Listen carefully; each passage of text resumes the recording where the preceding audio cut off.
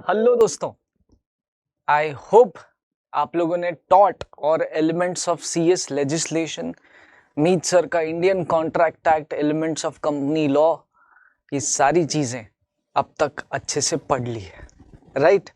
आज हम लोग शुरू करने वाले हैं एक ऐसे चैप्टर को जो बेसिकली आपके लीगल एप्टीट्यूड के इस रामबाण सीरीज का आखिरी चैप्टर है, इंडियन कॉन्स्टिट्यूशन, जिसका प्रिसाइज वेटेज भी अच्छा खासा है और ये आपको थ्रू आउट द लाइफ काम आएगा, राइट?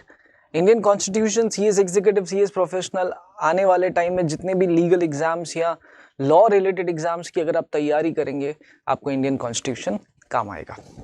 मेरा नाम सागर तोलानी है, राइट?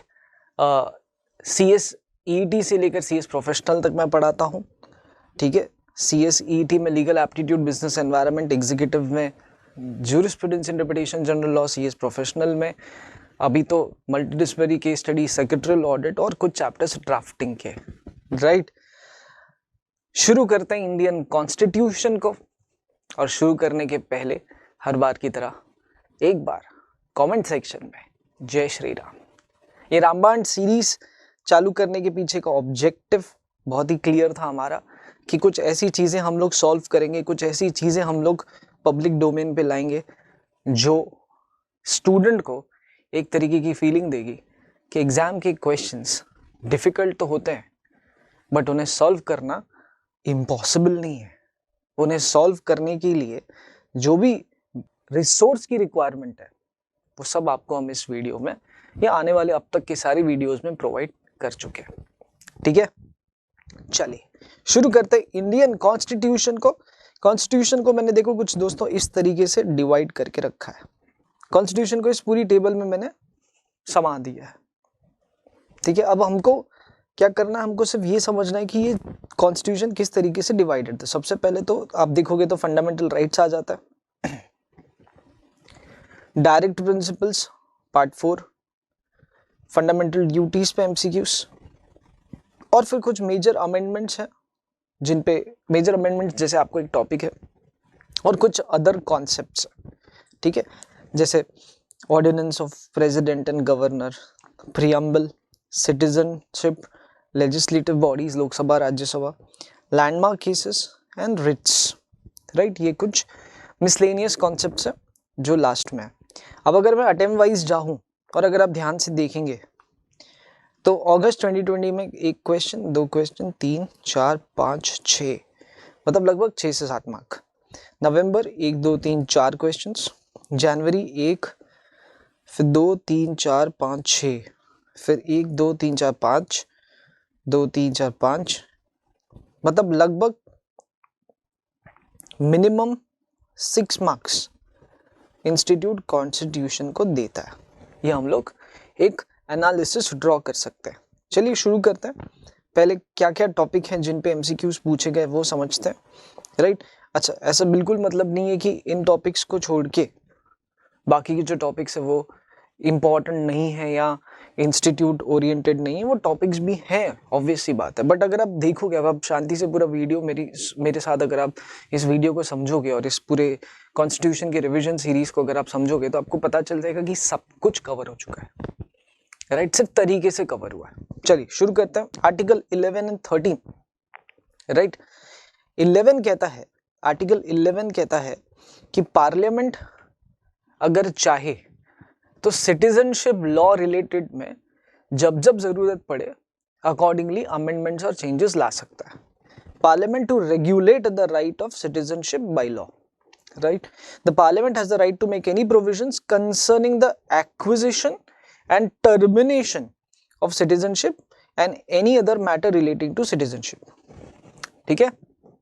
चलो, अब इसका मतलब क्या है? इसका मतलब ये है कि पार्लियामेंट अगर चाहे तो आपकी सिटीजनशिप राइट्स को टर्मिनेशन भी लगा सकता है कुछ नए रूल्स लाकर, या फिर आपको अगर सिटीजनशिप राइट ऑलरेडी है, ऑलरेडी आपने अक्वायर कर रखी है, तो उसमें अगर कोई नई कंडीशंस लानी है, जैसे फॉर एग्जांपल आधार कार्ड लाया, ठीक है?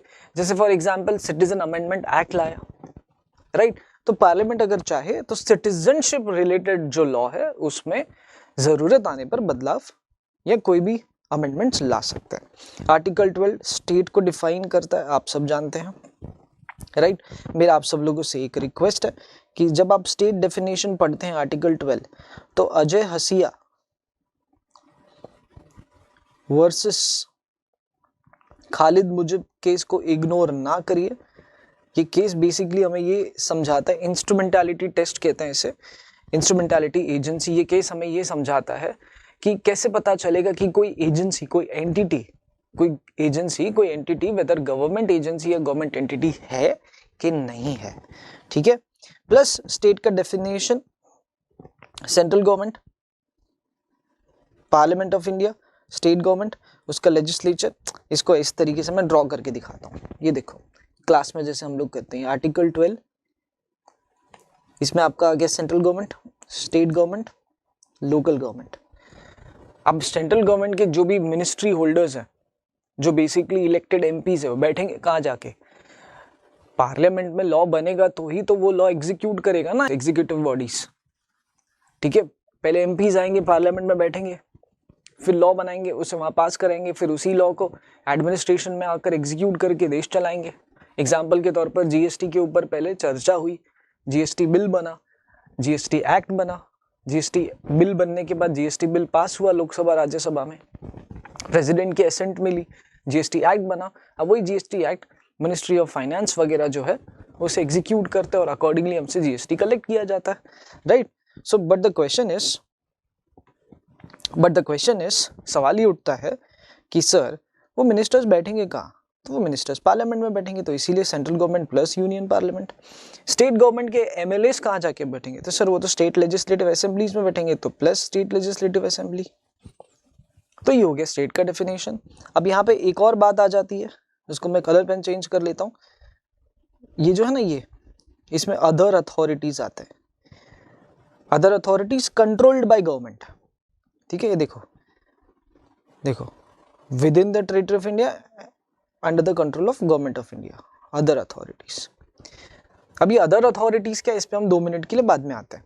पहले ये अब जितने भी जेके शाह स्टूडेंट्स हैं और ये वीडियो देख रहे हैं, जिनको मैंने क्लास में पढ़ाया है, आप सब ये बात जानते हैं। कौन सी बात, कि किसे भी स्टेट क्यों कहा जाता है।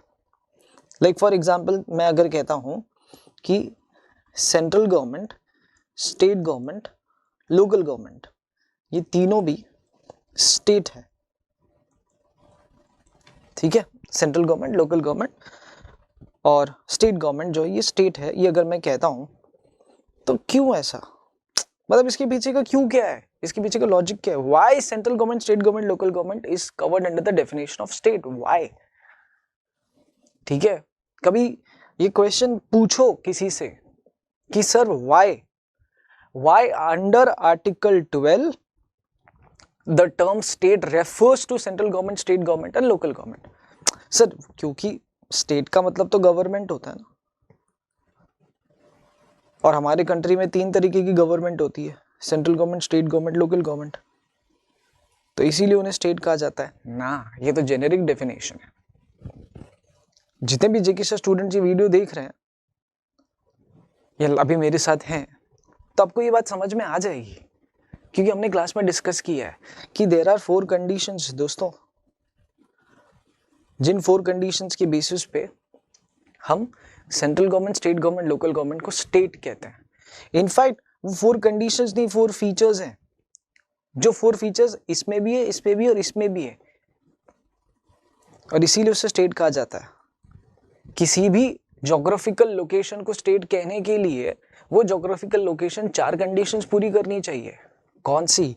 एक, उसके पास पॉपुलेशन होना चाहिए, दूसरा उसकी ज्योग्राफिकल बाउंड्रीज होनी चाहिए, जिसे टेरिटोरियल बाउंड्रीज भी कहते हैं, तीसरा वहाँ एडमिनिस्ट्रेटिव अथॉरिटी होना चाहिए, और चौथा वो स्टेट मतलब वो ज्योग्राफिकल एरिया दूसरे ज्योग्राफिकल एरिया से सोवरेन होना चाहिए। अगर ये चारों कंडीशंस पूरी होती है तब जाके हम किसी भी ज्योग्राफिकल लोकेलिटी को स्टेट कह सकते हैं। ये बातें ना ही आपके इंस्टीट्यूट के मटेरियल में है और ना ही ये बातें ज़्यादातर डिस्कस की जाती है। अब इस पे एमसीक्यू आया है या नहीं आया है वो बात की बात है, बट ये इंपॉर्टेंट है, ठीक है। पॉपुलेशन होनी चाहिए, टेरिटोरियल बाउंड्रीज होनी चाहिए, एडमिनिस्ट्रेटिव अथॉरिटी होनी चाहिए और सोवरेन होना चाहिए। जैसे एग्जांपल के तौर पर सेंट्रल गवर्नमेंट मतलब government of India, government of India मतलब इंडिया, कि गवर्नमेंट ऑफ इंडिया मतलब इंडिया की population is easily to define, yes easy to define boundaries, obviously map है ना, वर्ल्ड मैप पे इंडिया एक जगह पर है ना, मतलब सर्टन है ना कि ऐसा फैला हुआ, ये भी इंडिया वो भी इंडिया, नहीं ना। फिर administrative authority currently administrative authority एक रूलिंग पार्टी चला रही है, ठीक है, क्योंकि डेमोक्रेसी है, पॉलिटिकल डेमोक्रेसी है। सोवरेन है, yes India is a sovereign state. Similarly अगर मैं स्टेट गवर्नमेंट ऑफ महाराष्ट्र की बात करूं, क्या चारों कंडीशंस पूरी होती है? यस। सिमिलरली लोकल गवर्नमेंट, ठीक है, पुणे म्युनिसिपल कॉर्पोरेशन हो, ठीक है, ब्रियान म्युनिसिपल कॉर्पोरेशन हो, दिल्ली म्युनिसिपल कॉर्पोरेशन हो, क्या वो ये चारों कंडीशंस फुलफिल करती है? हाँ, तभी तो ये स्टेट की डेफिनेशन में आती है, ऐसी थोड़ी सा स्टेट कहते हैं। ये क्वेश्चन ज्यादातर लोग डिस्कस नहीं करते हैं। खैर, ये था आर्टिकल 12 डेफिनेशन ऑफ स्टेट। फिर अजय हसीया वर्सेस खालिद मुजिब, ऐसी 6 कंडीशन सुप्रीम कोर्ट ने दे रखी हैं जिससे हम ये कंक्लूड कर सकते हैं, जिससे हम ये डिटरमाइन कर सकते हैं कि वेदर एक पर्टिकुलर एंटिटी स्टेट एंटिटी म्हणजे गवर्नमेंट एंटिटी है कि नहीं है। कर लो, समझा? यस। चलो, कौन सी वो 6 कंडीशंस है वो हम लोग आगे डिस्कस कर लेंगे। Entire share capital, financial assistance, ठीक है, मैनेजमेंट कंट्रोल, मोनोपोली स्टेटस, ठीक है, वो सारी बातें। फिर आर्टिकल 13 जो है वो बेसिकली डेफिनेशन ऑफ लॉ की बात करता है, राइट। इसमें एक सबसे फेवरेट पॉइंट है मेरा, जो आपको हमेशा उस चीज़ का ख्याल रखना है कि इंदिरा गांधी का जो एक सुप्रीम कोर्ट पे लगाया हुआ एक प्रोहिबिशन था, ठीक है, ये रहा ये वाली पॉइंट, ठीक है, ये बहुत ही इंपॉर्टेंट पैराग्राफ है। इंदिरा गांधी की सरकार थी उस टाइम पर, तो उन्होंने क्या कहा? उन्होंने ये कहा कि nothing in this article, this is my favourite line, this line basically proves everything, ठीक है, कि whenever there is a constitutional amendment, you as a supreme court can not exercise the power of judicial review. तो supreme court बोला, madam I am the custodian, how can you say that I cannot interfere whenever you change the constitution, how I cannot interfere my judicial powers, how can you say this? Indira Gandhi ने बोला कि आपके पास जो judicial review का power है, what is judicial review power? कि basically कोई भी लॉ अगर बन रहा है, पार्लियामेंट अगर कोई लॉ बना रहा है, तो वो लॉ कॉन्स्टिट्यूशन के अगेंस्ट नहीं जाना चाहिए, ये देखने का काम सुप्रीम कोर्ट करता है। और जिस पावर से सुप्रीम कोर्ट ये देखने का काम करता है, उसी पावर को जुडिशियल रिव्यू कहते हैं। बेसिकली एक फिल्टरेशन प्रोसेस है, इसको ऐसे समझिए, ठीक है। ये कॉन्स्टिट्यूशन है, ये पार्लियामेंट ने लॉ बनाया है, इसके बीच में एक दीवार है, ठीक है, इसके बीच में एक दीवार है, इस दीवार का नाम देते हैं judicial review power, supreme court की दीवार। अब दीवार क्या कहती है? दीवार कहती है कि जो पार्लियामेंट ने लॉ बनाया है, ठीक है, और ये जो कॉन्स्टिट्यूशन है, ये लॉ इस कॉन्स्टिट्यूशन को, इसमें दिए गए फंडामेंटल राइट्स को पार्ट 3 के अंदर रिस्पेक्ट करना चाहिए, इसके फेवर में होना चाहिए। और अगर इसके फेवर में है तो ये दीवार क्रॉस करके लॉ इधर आएगा और कॉन्स्टिट्यूशन के साथ फेवर करेगा, ठीक है, मतलब इसके साथ चलेगा। बट अगर इस लॉ के अंदर ऐसी कुछ बातें बनाई गई है या लिखी गई है पार्लियामेंट द्वारा जो कॉन्स्टिट्यूशन के अगेंस्ट जा रही है, कॉन्स्टिट्यूशन के साथ कंसिस्टेंट नहीं है, कॉन्स्टिट्यूशन के फेवर में नहीं है, तो ये दीवार उस लॉ को इस पार आने नहीं देगी, ठीक है। तो यही जो दीवार है, इंदिरा गांधी का कहना था कि ये दीवार आप लगा सकते हो, कब? जब पार्लियामेंट लॉ बनाए तब। बट जब हम कॉन्स्टिट्यूशन बदलेंगे या कॉन्स्टिट्यूशन में बदलाव लाएंगे, हालांकि कॉन्स्टिट्यूशन में बदलाव लाने का काम भी पार्लियामेंट ही करती है, ठीक है, क्योंकि जिन्होंने कॉन्स्टिट्यूशन बनाया वो तो डिसॉल्व हो गई ना, वो कॉन्स्टिट्यूशन असेंबली डिसॉल्व हो गई, उसी दौरान डिसॉल्व हो गई, क्योंकि constitution was adopted by the people of this country, right. तो फिर इंदिरा गांधी ने कहा कि जब जब हम कॉन्स्टिट्यूशन बदलेंगे तो ये दीवार आपके बीच में नहीं आनी चाहिए। सुप्रीम कोर्ट बोला आएगी, तो इंदिरा गांधी ने 24th अमेंडमेंट लाया और इस अमेंडमेंट में लिख दिया कि दीवार नहीं आ सकती। तो सुप्रीम कोर्ट ने फिर इसी चीज को चैलेंज किया, इस अमेंडमेंट को, 24th अमेंडमेंट को चैलेंज करते हुए ये कहा कि देखो मैडम, अगर आप दीवार हटाने की बात कर रहे हो, मतलब जुडिशियल रिव्यू पावर अगर आप हमसे छीन रहे हो, कब? कि हम जुडिशियल रिव्यू पावर नहीं यूज कर सकते जब जब कॉन्स्टिट्यूशन में अमेंडमेंट लाओगे। तो फिर इस केस में तो आप अपने हिसाब से जो भी अमेंडमेंट लाना चाहो वो ला सकते हैं। आप कल को उसका नाम इंदिरा गांधी कॉन्स्टिट्यूशन रख दो तो उस केस में हम तो कुछ नहीं कर सकते। तो फिर सुप्रीम कोर्ट ने कहा कि एक काम करते हैं। ये बात हुई Keshavananda Bharati versus state of Kerala case के अंदर।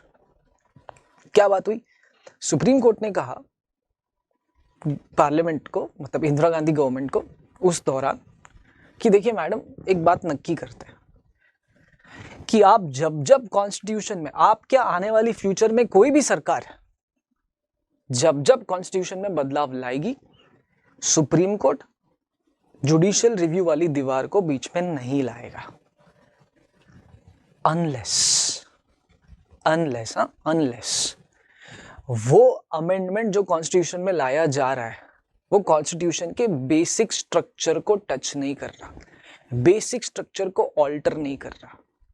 विच मीन सुप्रीम कोर्ट का सिंपल भाषा में ये कहना था कि अगर amendment in the constitution which is suppose to be brought and if that amendment is not affecting the basic structure of the constitution, we will not impose the power of judicial review. But in any moment we find that the amendment which is brought in the constitution or likely to be bring in the constitution, if it is affecting the very structure of the constitution, the very basic structure of the constitution, we will not allow that amendment. We will use the power of judicial review. तो इंदिरा गांधी ने actually में ना, real story में तो अगर आगे जाऊं मैं, which is not necessary right now, उन्होंने इस डिसीजन को नलिफाई करने के लिए एक नया अमेंडमेंट लाया जिसमें लिख दिया कि मैं जो चाहूं मैं करूं, मेरी मर्जी। सुप्रीम कोर्ट ने उस मेरी मर्जी, which is 42nd amendment by the वे, 1978 में लाई गई बात, सुप्रीम कोर्ट ने बोला नहीं चलेगा। क्यों नहीं चलेगा? बिकॉज ये मेरी मर्जी is affecting the basic structure. ये हम लोग एग्जीक्यूटिव में डिस्कस करते हैं। there is a topic called as amendability of fundamental rights. तो उसमें पूरी कहानी बताता हूं मैं कि कैसा टग ऑफ वॉर था, किस बीच में, तो सरकार के बीच में और जुडिशरी के बीच में, किस बात को लेकर कि कॉन्स्टिट्यूशन को किस हद तक मोड़ा जा सकता है, तोड़ा जा सकता है, ठीक है। बट इसका कंक्लूजन यही निकला कि कॉन्स्टिट्यूशन में अमेंडमेंट ला सकते हैं हम लोग, ठीक है, और वो अमेंडमेंट्स उस नेचर के होने चाहिए जिससे बेसिक स्ट्रक्चर को कोई फर्क नहीं पड़ता। छोटा सा एग्जांपल दे रहा हूँ बेसिक स्ट्रक्चर का। जैसे ऐसे कोई भी अमेंडमेंट नहीं लाया जा सकता है किसी भी सरकार द्वारा जो देश चला रही है।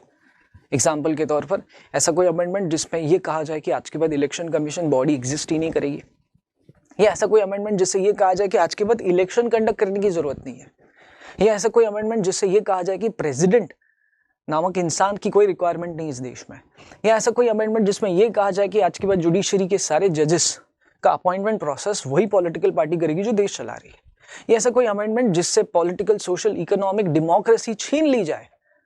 ये सारी चीजें बेसिक स्ट्रक्चर के अगेंस्ट है, राइट। आई होप आपको एक ब्रीफ अंडरस्टैंडिंग मिल गई रहेगी आर्टिकल 13 को लेकर, राइट। इसीलिए ये जो लाइन है वो लाइन क्लियरली कहती है कि इस आर्टिकल में, मतलब आर्टिकल 13 में जो भी दिया हुआ है वो अप्लाई नहीं करता आर्टिकल 368 के ऊपर। What is article 368 by the way?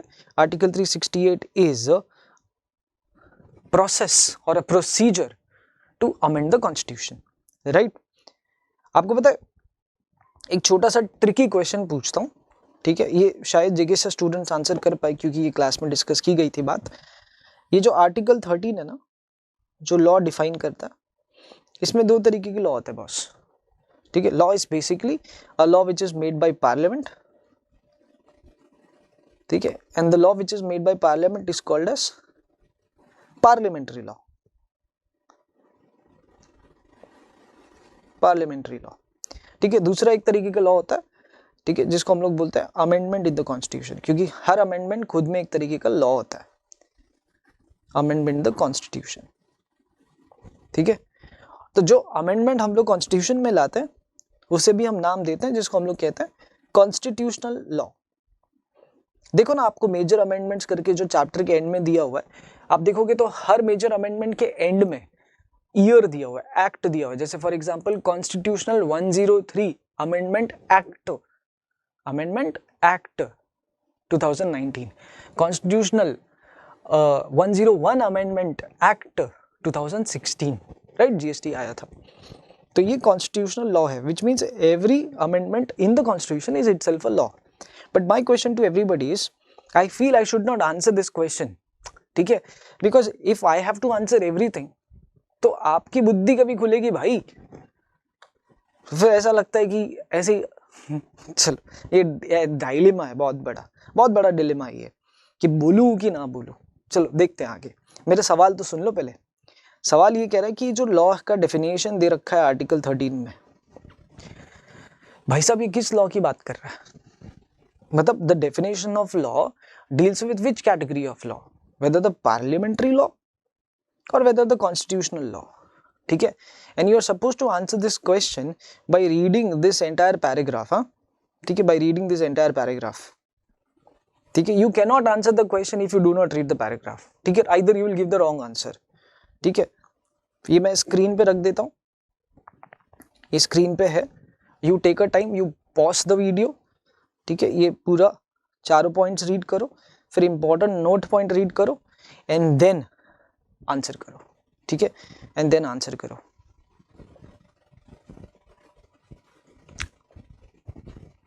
I hope आपने रीड कर लिया होगा,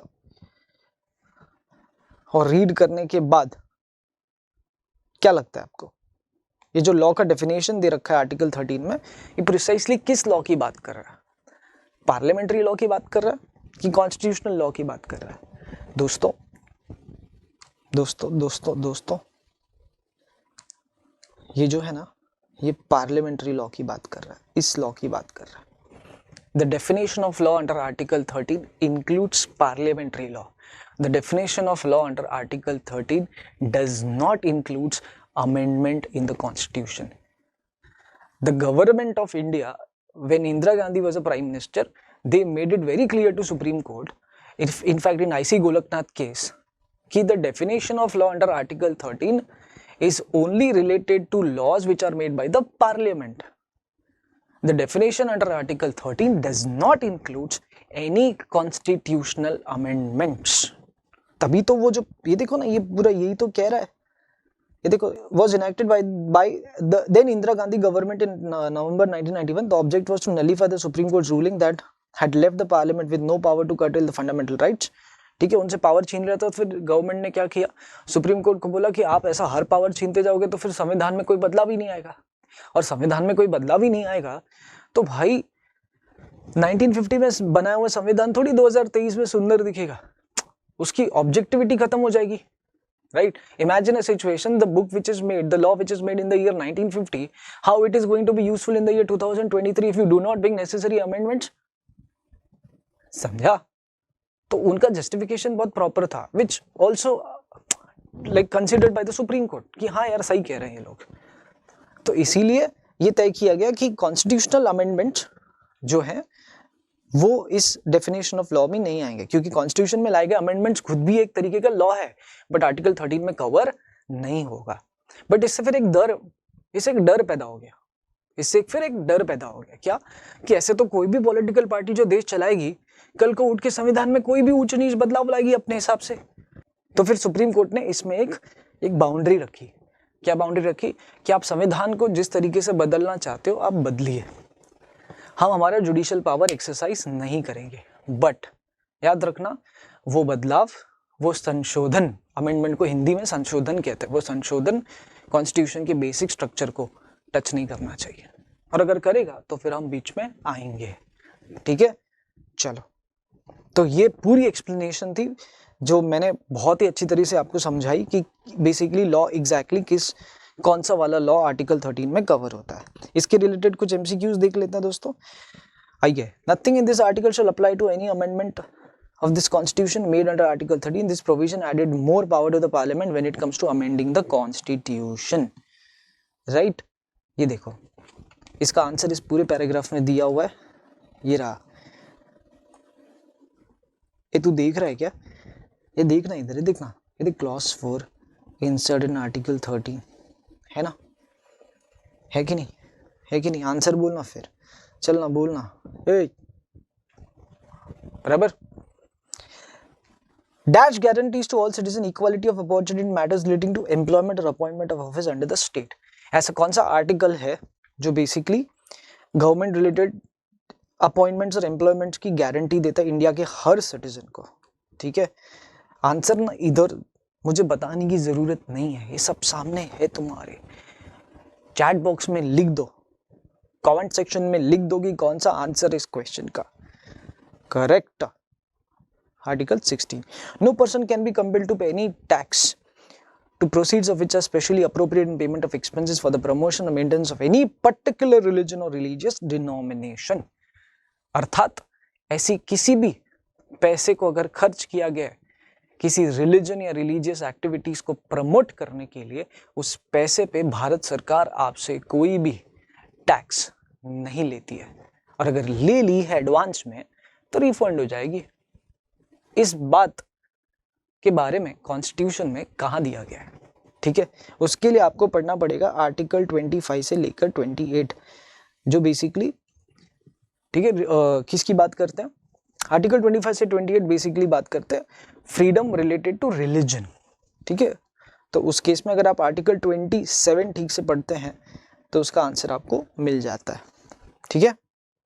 इन case of Murli S Deora versus Union of India related to smoking in public places, the Supreme Court considered the right to life under Article 21 of the, ठीक है। ये तो बहुत ही अच्छा क्वेश्चन था, इसीलिए आपको एक केस की एक्सप्लेनेशन याद दे रखी है मैंने। केस का नाम क्या है? Murli S Deora versus union of Indian others. Fundamental right guaranteed under article 21 of the constitution inter alia provides that none shall be deprived of his life without due process of law। Obvious सी बात है, article 21 clearly कहता है कि आपकी life liberty आपसे नहीं छीनी जाएगी except according to the procedure established by law, ठीक है। Then why a non smoker should be affiliated by various diseases including lung cancer or of heart only because he is required to go to a public places?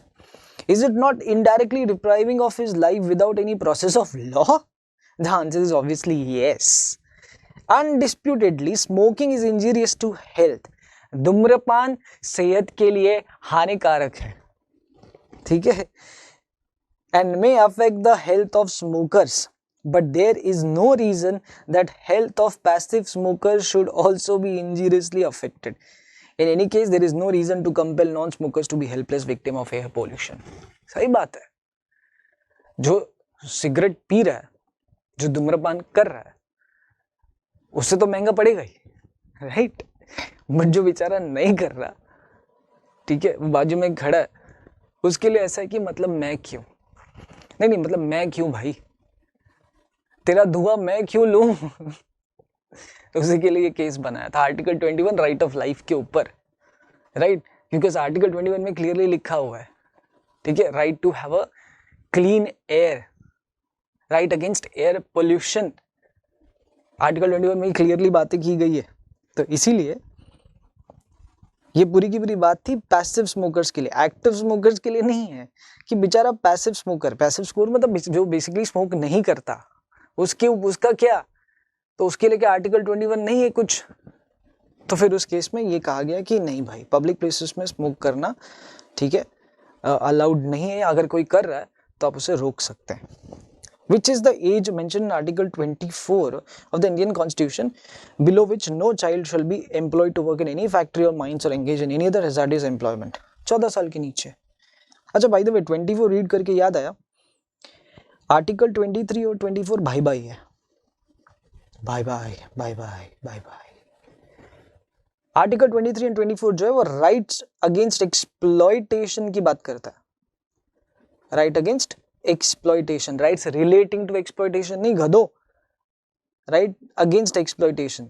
Article 23 24 exploit करने नहीं देता आपको, exploitation की against की बात करता है, जिसमें 23 बात करता है prohibition of human trafficking and force labour, और 24 बात करता है प्रोहिबिशन ऑफ चाइल्ड लेबर। उसमें एज क्राइटेरिया क्या दी हुई है? 14 ईयर्स, ठीक है। ये जो भी हम लोगों ने डिस्कस किया ये सारे इस रिलेटेड थे। इसमें आपको मैंने आपको 23 अभी जो रिसेंट हम लोग ने टॉपिक डिस्कस किया, ये सारे एमसीक्यूज जो है ये कैटेगरी जो बेसिकली है दोस्तों खत्म हो गई है, बराबर? अरे है कि नहीं? अरे हाँ कि नहीं, हाँ डालना, फिर बोलना हाँ, लिखना चैट बॉक्स में हाँ। चलो आगे बढ़ते हैं। Directive principles of state policy part 4। ठीक है, एक छोटा सा एक्सप्लेनेशन दे देता हूँ कि directive principles of state policy होता क्या है और कौन से ऐसे डायरेक्टिव्स हैं जो आपको अच्छे से आने चाहिए। ठीक है, ये पेपर जब हम इसकी पूरी रामबाण सीरीज की प्रिपरेशन कर रहे थे तो मुझे रियलाइज हुआ कि कुछ कुछ डायरेक्टिव प्रिंसिपल्स इंस्टीट्यूट पूछता है। ठीक है, और उसकी हम लोग मार्किंग इस वीडियो में करने वाले हैं। पहले एक छोटा सा एक्सप्लेनेशन कि डायरेक्टिव प्रिंसिपल्स होता क्या है। क्या है ना कि फंडामेंटल राइट सब जानते हैं क्या होता है। ठीक है, अब आजकल ना 11th 12th 10th स्टैंडर्ड के बच्चे को भी पूछोगे ना, जो थोड़ा इंटेलेक्चुअली स्ट्रांग है, तो वो भी घर में या किसी थर्ड पर्सन को बोल देता है कि देखो सी हाँ हेलो। ठीक है, अ काइंड ऑफ सोबो काइंड और south Delhi type, south Bombay type. तो these people they basically talk like this, like see hello, I know that I have freedom of speech and expression, right? I know I can express my views. The constitution gives me that like this the right. So do you understand? So whatever my opinion, whatever I'm expressing, I'm allowed to do that. The constitution gives me that right, and you're not the right person to stop me. भाई ऐसा बात करते हैं। Freedom of speech and expression तो सबसे ज्यादा comment section में use होता है। कभी फ्री बैठे रहेंगे ना, या कभी आप ट्रैवल कर रहे हो एक जगह से दूसरी जगह पर और आपको बोर हो रहा है, कोई भी इंस्टाग्राम रील उठा लो और ट्रेन मतलब जो किसी टॉपिक को लेकर है और उसकी कमेंट सेक्शन में चले जाओ।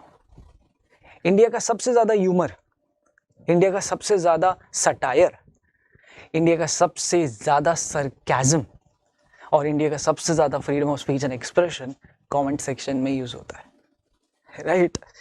तो फंडामेंटल राइट इन शॉर्ट सबको आता है, सबको पता है। कॉन्स्टिट्यूशन नहीं जिसने पढ़ा उसको भी पता है। Direct principle of state policy की जब बात करते हैं ना तो अच्छों का मुंह बंद हो जाता है। चलिए सुनते हैं कि direct principle of state policy क्या होता है। देखो, जिन्होंने कॉन्स्टिट्यूशन बनाया वो बहुत ही फ्यूचरिस्टिक लोग थे। तो कॉन्स्टिट्यूशन बनाने के बाद या कॉन्स्टिट्यूशन बनाने के दौरान उनको ये बात का रियलाइजेशन आया कि if we don't have certain set of rules, if we don't have certain set of guidelines, then the political democracy concept जो है, ठीक है, इस देश में government is by the people for the people of the people जो अपन follow करते हैं, ठीक है, या जो भी इंस्टीट्यूशन देश चलाएगा वो कोई स्टैंडर्डाइजेशन फॉलो ही नहीं करेगा, अपनी मर्जी से उसको जो करना रहेगा वो करेगा, राइट? एग्जाम्पल के तौर पर 1951 से लेकर जो 56 तक सरकार बनी वो अपने हिसाब से देश चला रही है। ठीक है, बाद में 2014 में कोई तो गुजरात से आए, ठीक है, with due respect to our prime minister, वो अपने हिसाब से सरकार चला रहे है कि नहीं? तो if we don't have standard rules and procedures, if we don't have a standardization, so the country will not function or the country will not run in an effective manner. So there is a need of guidelines, there is a need of instructions, there is a need of directions based on which every political institution who has been elected by the people will run the country in an effective manner by following those guidelines, those instructions, those directions. अर्थात साधारण भाषा में, simple language में, अगर कोई standard guidelines बना ही नहीं तो कोई भी किसी भी तरीके से अपने हिसाब से देश चलाएगा। इसीलिए भारत का संविधान ही एक ऐसा कानून है जिसकी ये जिम्मेदारी बनती है कि जो एक प्रॉपर सेट ऑफ गाइडलाइंस बनाकर दे हर उस पॉलिटिकल इंस्टीट्यूशन को जो आने वाले कल में इस देश को चलाने वाला है। क्योंकि जब वो इस देश को चलाएगा तो उसके पास एक गाइडलाइंस रहेगा जिसको वो देखकर या जिसको वो रेफर कर कर इस कंट्री को रन करेगा।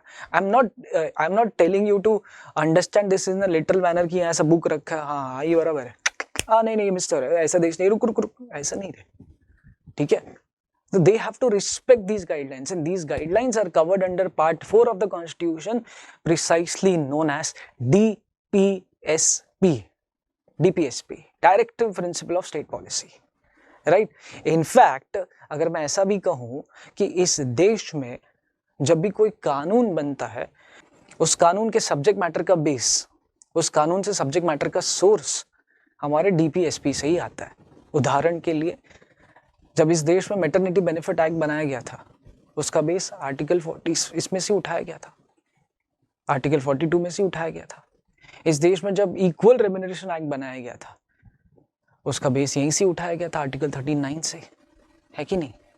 और सिमिलरली इस देश में जब आने वाले कल में यूनिफॉर्म सिविल कोड आएगा, ऐसी भारत सरकार कह रही है, तो आपको पता है उसका बेस कौन सा आर्टिकल है डायरेक्टिव प्रिंसिपल का, जो ये कहता है कि सिचुएशन आने पर वो सरकार जो देश चला रही है, वो सरकार यूनिफॉर्म सिविल कोड ला सकती है, ऐसा आर्टिकल 44 कह रहा है। In short, every law which we bring in this country, which we make in this country, has directly or indirectly a source taken from directive principles of state policy.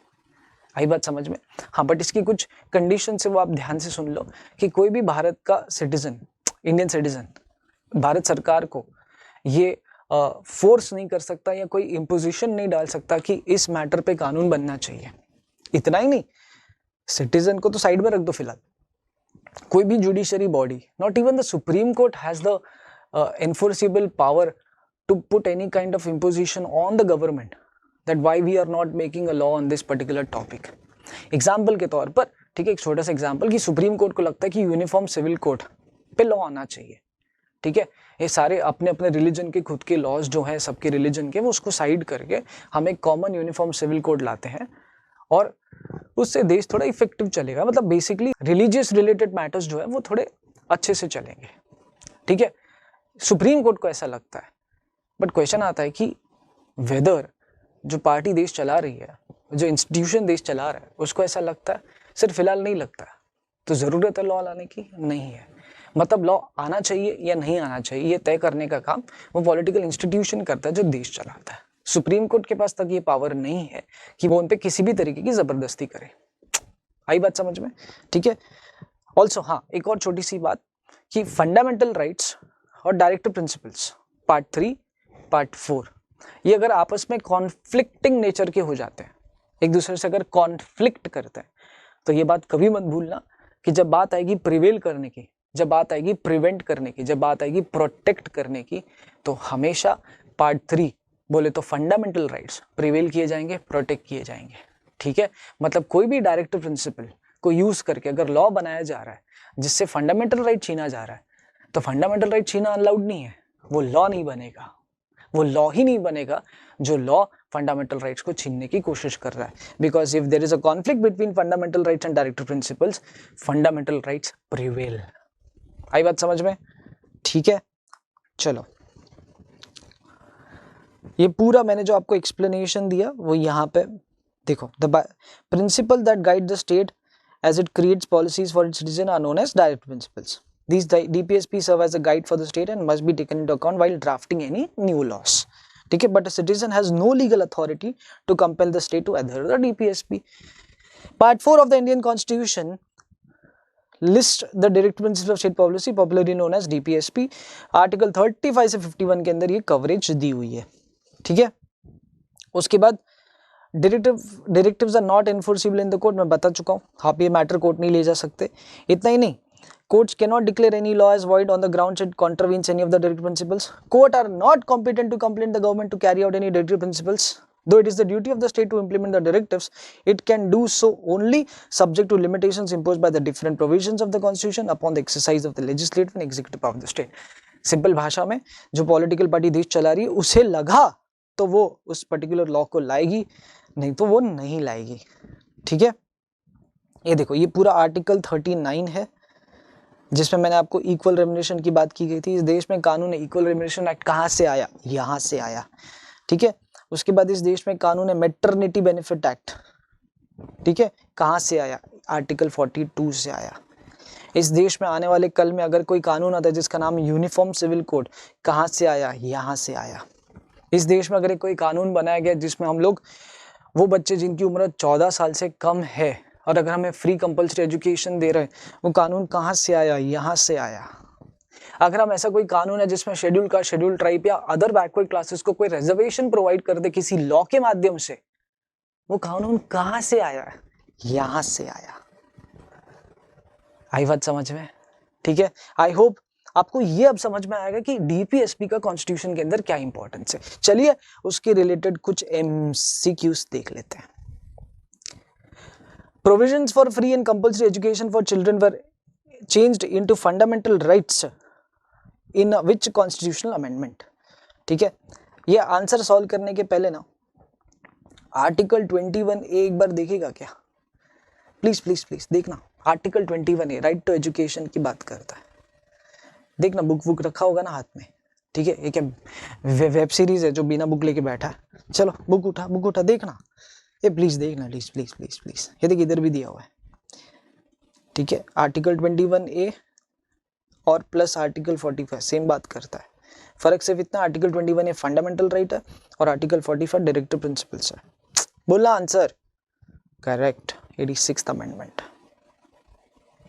86th amendment में ये बात कही गई थी कि free compulsory education provide किया जाएगा, ठीक है। चलो, under the directive principles the state shall endeavor for clearly childhood care and education for all the children until they complete the age of 14 years.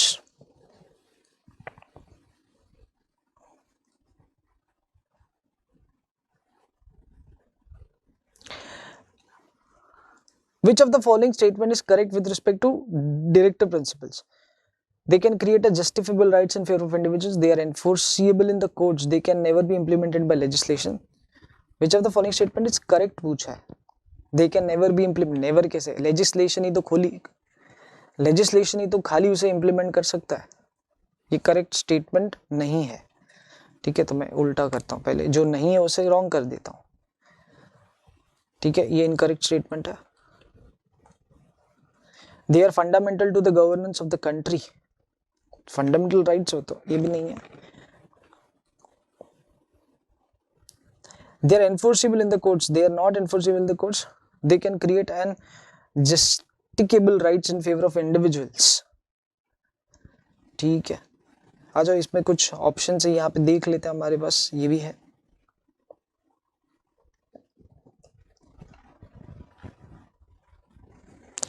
Neither the state nor an individual can violate any existing law.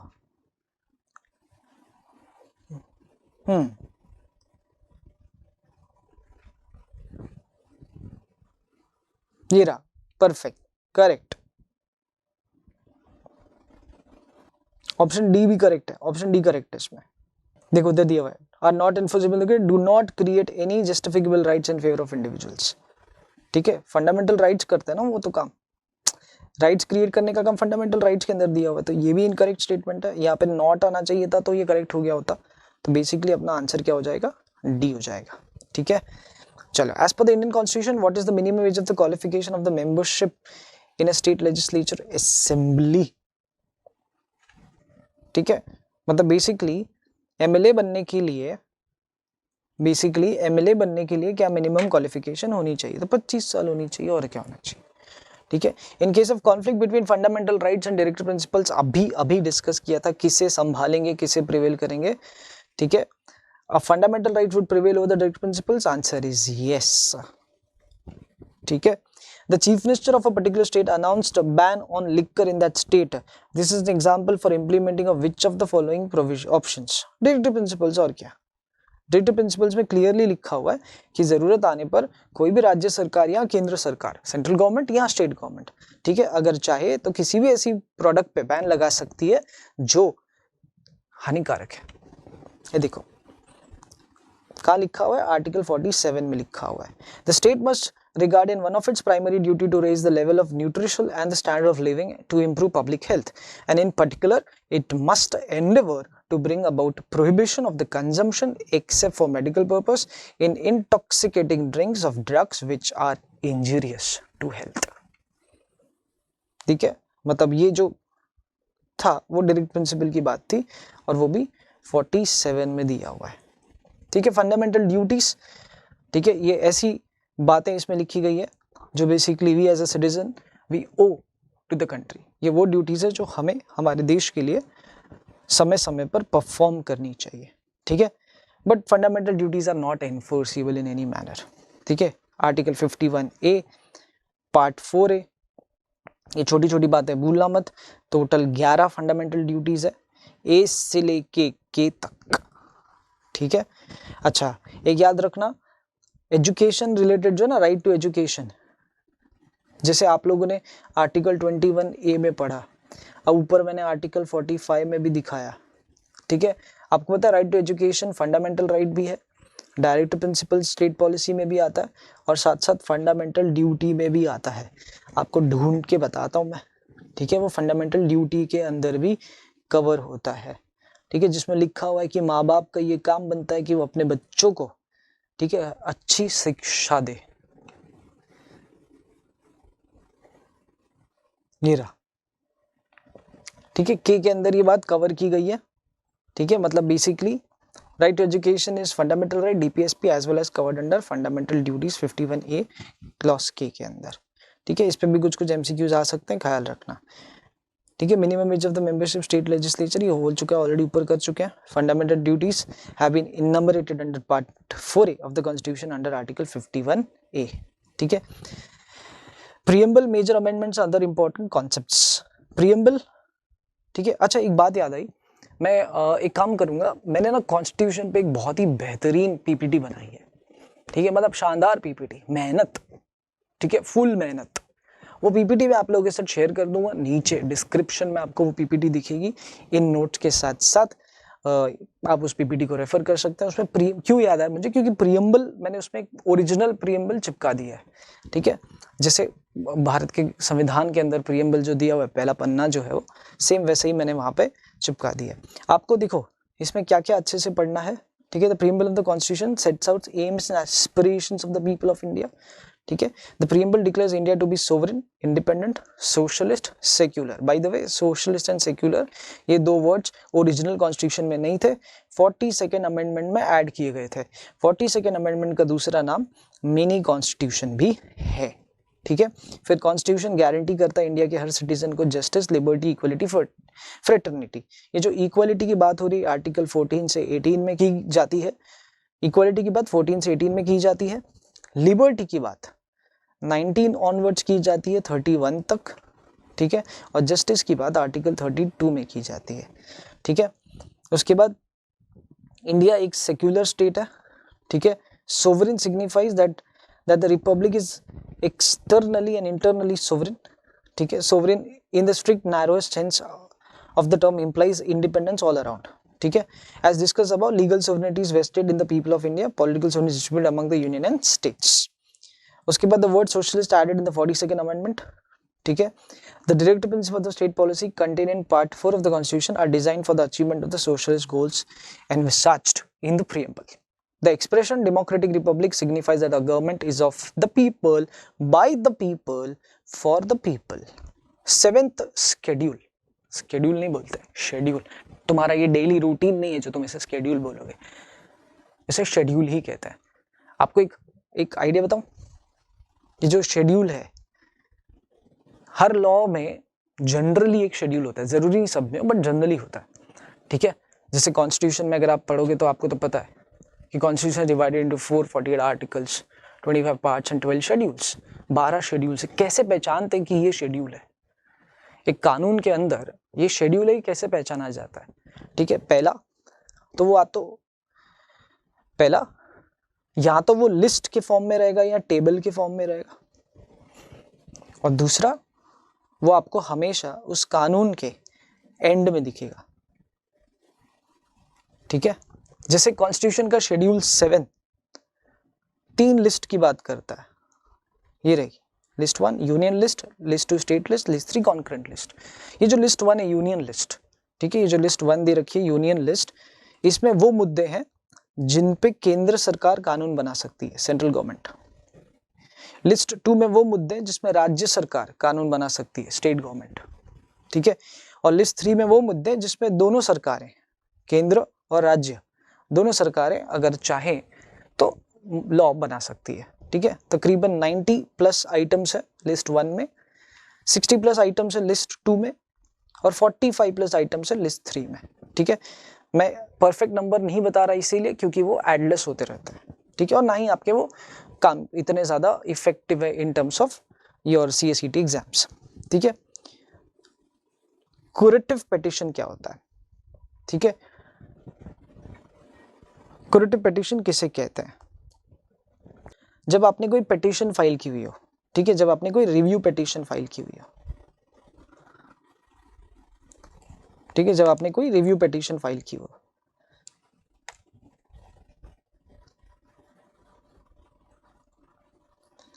जब आपने कोई review petition file की हुई और वो review petition cancel हो गई, तो क्या करें सर? तो ऐसे केसेस में क्या करें? तो ऐसे सब केसेस में आप क्यूरेटिव पिटीशन फाइल कर सकते हो, ठीक है, chief justice of India supreme court के पास, ठीक है, जिसने आपकी रिव्यू पिटीशन को डिसमिस किया था। A curative petition is a judicial innovation and new concept in the Indian legal system. It is a last and final resort to the judicial remedy of any grievances which is not normally given by open court hearing. ठीक है, constitutional provisions behind curative petitions. Curative petition is also supported by Article 137 of the Indian Constitution. A petition is needed to provide a final recourse of correcting any errors in a judgment where technical difficulties or other apprehensions over reopening a case prevents from reviewing the judgment. ठीक है, review petition का basically वो higher version है in the form of remedy. In India a motion of no confidence, ये तो बाद में आता है, ये अलग कॉन्सेप्ट है। तो ये क्यूरेटिव पिटीशन पे एक एमसीक्यू आया रहेगा, इसीलिए यहाँ पर डिस्कशन कर रहे हैं हम लोग, आगे वैसे भी उसको देखने वाला है। नो कॉन्फिडेंस मोशन ये बहुत ही खतरनाक चीज है। मान लो जैसे भी मोदी जी की गवर्नमेंट चल रही है, ठीक है, मान लो अगर पार्लियामेंट के अंदर हो चुका है, बाय द वे ये तब की बात है जब राहुल गांधी मोदी जी को पार्लियामेंट में गले मिल रहे थे। ये उस दौरान की बात है जब मोदी जी की सरकार के अगेंस्ट एक मोशन रखा गया था पार्लियामेंट में कि ऐसा लग रहा है कि ये जो सरकार है वो फिट नहीं है देश चलाने के लिए।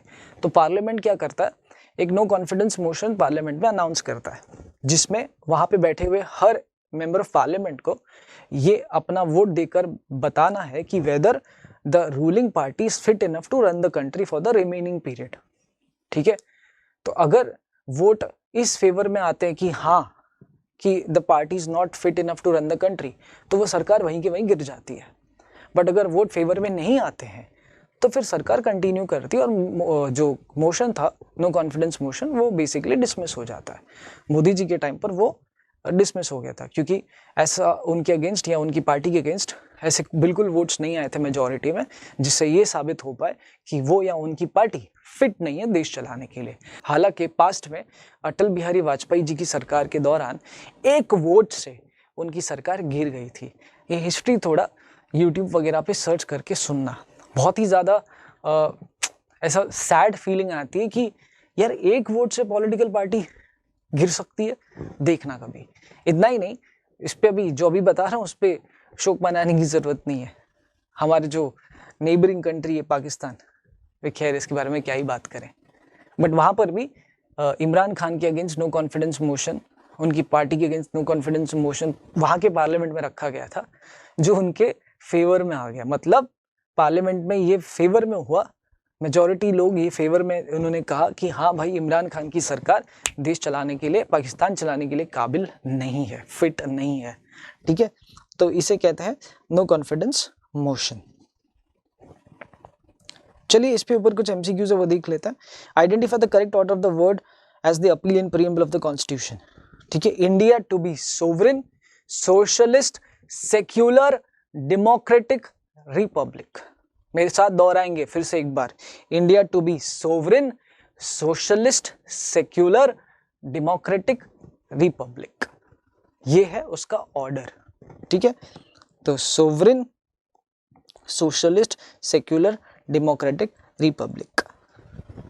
The subject of naval, military and air force.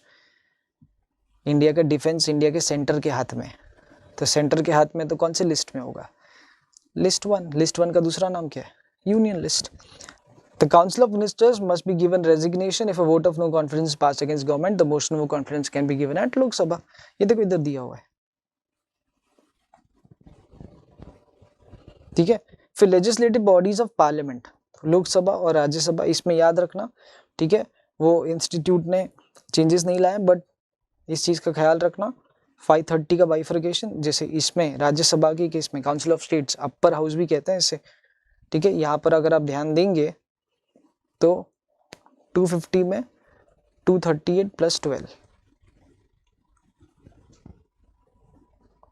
ठीक है, elected for a period of 6 years and 1/3 members retire every 2 year, ये बात ध्यान रखना। उसके बाद 12 लोग जो होते हैं उन्हें प्रेसिडेंट नॉमिनेट करता है, ये बात 4th शेड्यूल में भी दी हुई है, ठीक है। लोकसभा के ऊपर आते हैं, 552 सीट्स, 530 प्लस 20 प्लस 2। हालांकि एंग्लो इंडियंस वाला कॉन्सेप्ट जो है वो फॉरफिट हो गया, कैंसिल, एलिमिनेट कर दिया गया। और जो भी लोग इसमें अपॉइंट होते हैं लोकसभा में, एमपीज 5 साल के लिए अपॉइंट होता है। काउंसिल ऑफ मिनिस्टर्स, सबसे इंपॉर्टेंट चीज याद रखना, जितने भी लोकसभा मिनिस्टर्स हैं आपके पास, उसका 1/3 इंक्लूडिंग प्राइम मिनिस्टर ना, including prime minister, 1/3 can be the cabinet ministry. ये देखो यहाँ पे लिखा हुआ है, the total number of ministers including the prime minister and council minister shall not exceed 15%, ठीक है। चलिए काउंसिल ऑफ मिनिस्टर्स पे आते हैं एक बार। काउंसिल ऑफ मिनिस्टर्स की एक बात का बहुत इंपॉर्टेंट ख्याल रखना कि जितने भी लोकसभा मिनिस्टर्स हैं आपके पास, उसका 15% ही काउंसिल ऑफ मिनिस्टर्स मैक्सिमम आप रख सकते हैं। एग्जाम्पल के तौर पर अगर आपके पास 300 एमपीज हैं तो टोटल 45 मिनिस्ट्रीज आप बना सकते हैं, ठीक है।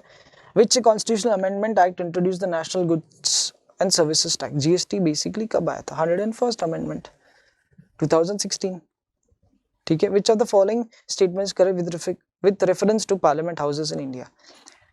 करेक्ट पूछा ना, the Lok Sabha is 5 years unless dissolved, correct. The Lok Sabha is a permanent body not subject to dissolution. Wrong. The term of Rajya Sabha is 6 years. 1/3 member of Rajya Sabha retire every 1/3 नहीं रे बाबा, 1/3 retire but not every 3 years, every 2 years. ये every 2 year आएगा। ये भी incorrect है, ये भी incorrect है, ये भी इनकरेक्ट है, तो यही आंसर है इसका मतलब। Which of the following statement is correct with reference to parliament houses in India? Same question repeat हो गया ये, ठीक है, ये आंसर है। Which type of justice does the preamble in the constitution promises to the people? तो उसमें तो 3 तरीके के जस्टिस होते हैं, social justice, political justice, economic justice. ये जो जस्टिस था ना प्रीएम्बल के अंदर, प्रीएम्बल किधर गया? हाँ ये रहा। ये जो जस्टिस की बात हो रही है तो इसमें पॉलिटिकल, सोशल, इकोनॉमिक, ये 3 जस्टिस की बात होती है। तो वही क्वेश्चन पूछा गया कि कौन से जस्टिस की बात होती है, तो इधर सोशल तो है, ये भी नहीं है, ये भी नहीं है, ये भी नहीं है, बी आंसर है। A part of the constitution which other legislation deals with the matter of citizenship in India? Citizenship act. Citizenship act के अंदर दिया हुआ, अभी तो नया नया लाया। In the Indian constitution setup to whom are the council of ministers collectively responsible? Constitutional setup के अंदर council of ministers collective responsible to whom? Responsible to the Lok Sabha, है ना, including prime minister, by the way, because prime minister भी council of ministers का एक हिस्सा है, खाली वो उनको लीड करता है। Identify the incorrect statement with reference to Rajya Sabha. Council of states, correct, correct, correct, incorrect. C is incorrect statement, क्योंकि वो डिसॉल्व होता है ना बॉस, तो इसका आंसर सी है। SR Bommai versus union of India, anti defection law इसी केस के बाद लाया गया था। ये क्या है, देखो जब आप आर्टिकल 356 पढ़ते हैं ना तो आपको रियलिटी पता चलती है। आर्टिकल 356 क्या कहता है? आर्टिकल 356 क्या कहता है कि राज्य का जो राज्यपाल है, मतलब स्टेट का जो गवर्नर है, अगर उसे लग रहा है कि आपकी पॉलिटिकल पार्टी फिट नहीं है, मतलब आपके एमएलएस हॉस्टाइल हो चुके हैं, आपके अगेंस्ट जा चुके हैं, तो वो गवर्नर चाहे तो आपकी सरकार को अनफिट डिक्लेयर करके सरकार गिरा सकता है। तो ठीक कुछ इस तरीके से इस केस में भी हुआ था, ठीक है। इस केस में जो आप ये जो आदमी का नाम देख रहे हैं एसआर बोमई करके, वो कर्नाटका के चीफ मिनिस्टर थे और रातों रात उनकी पॉलिटिकल पार्टी जो थी, जो स्टेट ऑफ कर्नाटका चला रही थी, उसे गवर्नर ऑर्डर के जरिए क्या कर दिया, डिसमिस कर दिया और उनकी पॉलिटिकल पार्टी को बेसिकली गिरा दिया। तो वो इस तरीके से गिराया कि उनके एमएलएस जो है वो उनको रेजिग्नेशन डाल के दूसरी पार्टी उन्होंने ज्वाइन कर ली, और दूसरी पार्टी ज्वाइन कर ली तो मेजॉरिटी यहाँ बढ़ गई, basically that is a replica, this event is a replica of what happened in Maharashtra, ठीक है, in case of Eknath Shinde and the Uddhav Thackeray government. तो सेम वहाँ पर भी हुआ। तो सुप्रीम कोर्ट तक बात पहुंची, कर्नाटका हाई कोर्ट जो था वो कंप्लीटली बोमई के अगेंस्ट था, बात सुप्रीम कोर्ट के पास गई, ठीक है, 5 साल के आसपास ये जजमेंट को लगा। 1994 में 9 जजेस की कॉन्स्टिट्यूशनल बेंच सुप्रीम कोर्ट ने एक लैंडमार्क जजमेंट दिया which would go on become one of the most widely cited one with respect to Article 356 and its arbitrary usage by the central government, ठीक है।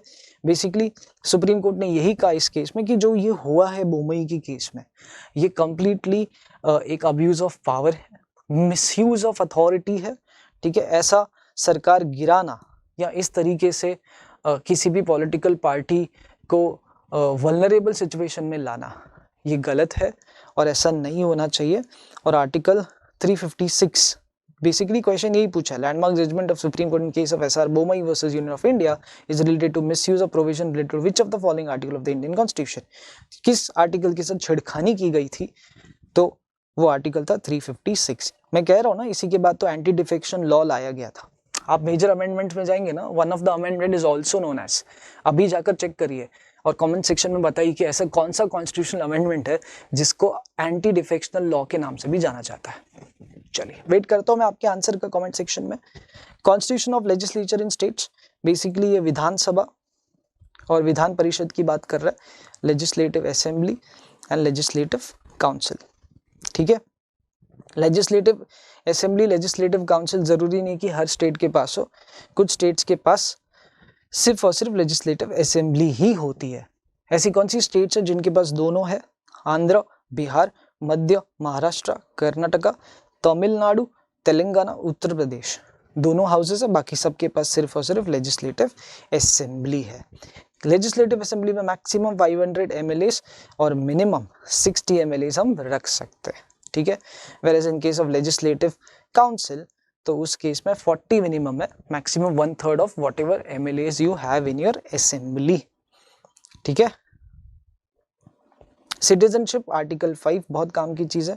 आर्टिकल 6 कहता है कि, article 5 तो बहुत ही सिंपल है, ये 3 पॉइंट्स आपको अच्छे से पढ़ना है। आर्टिकल 6 कहता है कि अगर कोई पाकिस्तान से इंडिया आ जाता है, ठीक है, चलो रीड कर लेते हैं।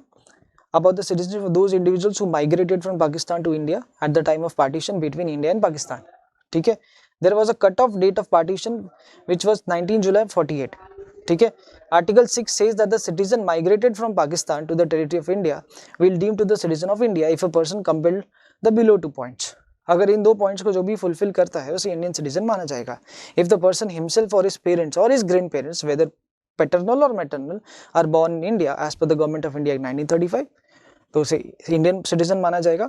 या if the person migrated before 19 जुलाई 1948, ये डेट दी थी ना, 19 जुलाई 1948 ये डेट दी थी कि इसके पहले जो भी इंडिया आ जाता है उसे इंडियन सिटीजन माना जाएगा। ये आर्टिकल 6 की बात है। आर्टिकल 9 कहता है no person shall be citizen of India by virtue of article 5 और be deemed to be a citizen of India by virtue of Article 6 or 8 if he has voluntarily acquired the citizenship of any foreign state. Obviously बात है, article 9 कहते हैं कि अगर आप किसी और कंट्री की सिटीजनशिप अक्वायर कर सकते हो, कर लेते हो, तो ऑटोमेटिकली आप इंडियन सिटीजनशिप लूज कर देते हो। आर्टिकल 11 कहता है कि पार्लियामेंट चाहे तो सिटीजन लॉ को लेकर कोई भी लॉस ला सकता है। एमसीक्यूज देख लेते हैं। As per Indian constitution what is the minimum age of qualification to member, ये फिर से आ रहा है यार, 25 years. Which of the following legal term refers to the authority given by the law to a court to try cases and rules on legal matters within a particular geographical areas? Simple भाषा में ये पूछा गया कि उस शब्द को क्या कहते हैं जो बेसिकली कोर्ट को पावर देता है कि उस दायरे में रहकर ही आप अपने केसेस को सॉल्व कर सकते हो। उसे इंग्लिश में jurisdiction कहते हैं। Which of the status of the person, sorry, what is the status of the person voluntarily acquiring citizenship of a foreign state under the article of the constitution of, इसके लिए आपको article 9 आना चाहिए जो अभी read किया हम लोगों ने। क्या हो जाएगा उस इंसान के साथ अगर वो किसी और कंट्री की सिटीजनशिप लेगा, तो वो हमारी कंट्री की सिटीजनशिप खो जाएगा। That person will lose the citizenship of India. Which article of the Indian Constitution related to Parliament to regulate the right of the citizen by law? Article 11, अभी तो पढ़ा, ये देखो, citizenship by law। फिर president to grant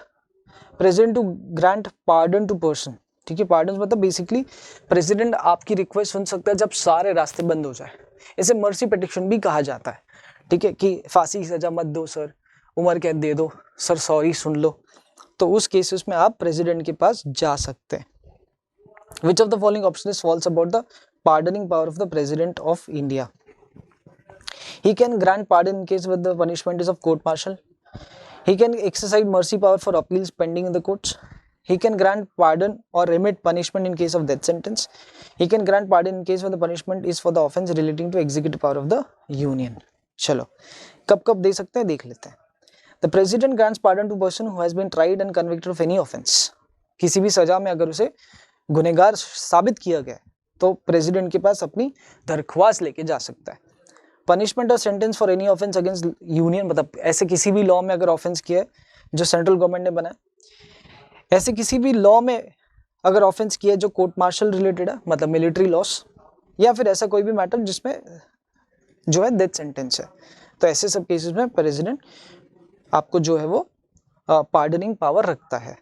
तो ये भी है, ये भी है और ये भी है, तो इसमें फॉल्स जो है वो सी ऑप्शन है, ठीक है। केस रीड करेंगे एक बार, मतलब प्रोविजन रीड करेंगे एक बार और एमसीक्यू देखेंगे तो बेसिकली वो बहुत ही इजीली आपको समझ में आ जाएगा। Kesavananda Bharati versus state of Kerala case is very important. ये अकेला ऐसा केस है आज तक इंडिया में जहाँ 13 जजेस एक साथ बैठे थे और 7:6 का उसका जजमेंट आया था, 7:6 का रूलिंग आया था, ठीक है। सत्यवेंद्र सिंह सिन्हा, ये ऐसा केस है जिसमें हमें एक राइट मिला था जिसको हम लोग कहते हैं right to travel outside India, outside India, ठीक है। The case in which India's landmark case since it led to the abolishment of the outdated system of issuing passport that was being followed in India and it lead to the evolution of the concept of right to travel abroad, यही this case है वो। The case is also known as the fundamental right case, ये वो case है ये। तो इसका नाम है Kesavananda Bharati versus state of Kerala और ये सत्यवेंद्र सिन्हा सिंह केस, ठीक है। 5 टाइप्स ऑफ रिट्स, कौन सी 5 तरीके की रिट्स है। रिट्स हम लोग सुप्रीम कोर्ट के पास फाइल करते हैं और हाई कोर्ट के पास फाइल करते हैं, आर्टिकल 32 एंड आर्टिकल 226, ठीक है।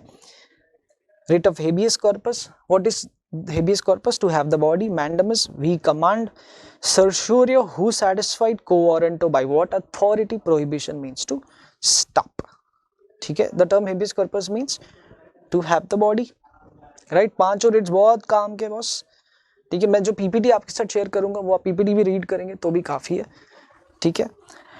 During illegal occupancy of any public office which writ is exercised, ठीक है। ऐसे केसेस में कौन सी रिट एक्सरसाइज होती है जब पब्लिक ऑफिस की ऑक्यूपेंसी होती है इलीगली, तो उसको हम लोग कहते हैं रिट ऑफ हाइला, है ही नहीं। मैंडमस तो कमांड इशू करने के लिए यूज होती है, हेबियस कॉर्पस लिबर्टी की बात आती है तब, प्रोहिबिशन जब हम जज को रोकते हैं कि वो लिमिट के बाहर ना जाए, ठीक है। तो बेसिकली वो रिट का नाम है रिट ऑफ को वारंटो, जो इसमें है ही नहीं, इसीलिए आंसर क्या हो जाएगा D, none of the above, इसका आंसर हो जाएगा डी, ठीक है। ये हो गया एंड ऑफ इंडियन कॉन्स्टिट्यूशन, ठीक है। रामबाण सीरीज लीगल एप्टीट्यूड सब्जेक्ट खत्म। आई होप इंडियन कॉन्स्टिट्यूशन के हर प्रोविजंस को कवर किया गया था, हर वो एमसीक्यू जो पास एग्जाम में पूछा है वो सारी चीजें कवर की गई थी। कोई भी डाउट डिफिकल्टी होगा feel free to discuss, feel free to share your details on any of the social media platform, I am available. Make sure कि आप अच्छे से पढ़ाई करो, इस पीडीएफ को डाउनलोड करो। और हाँ, हम ला रहे हैं एक महा टेस्ट सीरीज, इसी रामबाण सीरीज का हिस्सा है वो, उसकी डिटेल्स आपको इसी यूट्यूब चैनल पे मिल जाएगी। मेक श्योर इस यूट्यूब चैनल को आप सब्सक्राइब करो, बेल आइकन को क्लिक कर दो, सारी नोटिफिकेशंस आपको मिलेगी, और चैनल को शेयर करो, और भाई अच्छे से पढ़ाई करो। जय श्री राम।